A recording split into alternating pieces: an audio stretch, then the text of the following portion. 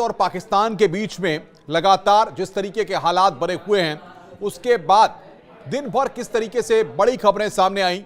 हम आपको बताएं कि सेना ने जिस तरीके से प्रेस कॉन्फ्रेंस करके जानकारी दी कि उनके द्वारा किस तरीके से पूरे ऑपरेशन को अंजाम दिया गया।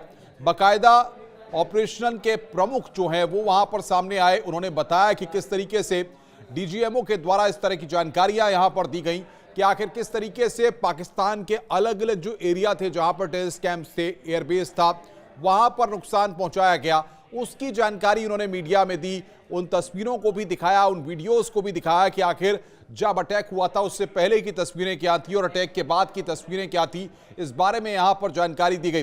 दूसरी जो महत्वपूर्ण बात है कि दोनों देशों के, पाकिस्तान के और भारत के डीजीएमओ स्तर पर जो बातचीत होनी थी वो बातचीत दोनों स्तर पे हुई है। दोनों के बीच में बातचीत हुई जिसमें यह तय किया गया कि किसी भी तरह से कोई भी फायरिंग एक्सचेंज नहीं होगा, किसी भी तरह से कोई भी उकसावे वाली कार्रवाई नहीं होगी। जो जवान सीमा पर हैं उनको पीछे किया जाएगा, यानी कि जो संख्या उनकी है वो बहुत आयत में संख्या जो लगाई गई थी उसको वहां पर कम किया जाएगा और किसी भी तरह से दोनों देशों के बीच में तनाव नहीं होगा और आगे भी ये बातचीत जारी रहेगी। इसके साथ साथ प्रधानमंत्री नरेंद्र मोदी ने राष्ट्र के नाम पर संबोधित किया।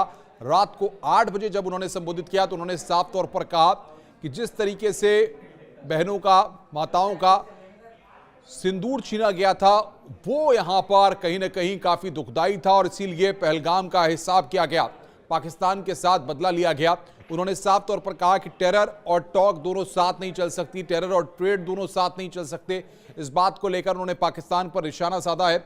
साथ ही साथ उन्होंने साफ तौर पर कह दिया कि पीओके और आतंकवाद पर भी जब भी बातचीत होगी पाकिस्तान के साथ तो इन दो मुद्दों पर ही पाकिस्तान के साथ बातचीत होगी, एक पीओके पर और दूसरे आतंकवाद पर।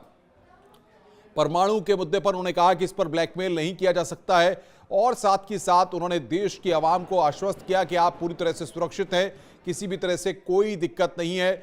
उन्होंने इस बात का भी जिक्र किया कि जो सरकार ने कदम उठाए, सेना ने कदम उठाए, वो कदम बहुत महत्वपूर्ण थे क्योंकि जिस तरीके से सेना ने इस पूरे ऑपरेशन में लीड किया और पाकिस्तान को नाकों चने चबाने पर मजबूर कर दिया गया, उस बात का भी प्रधानमंत्री ने जिक्र किया।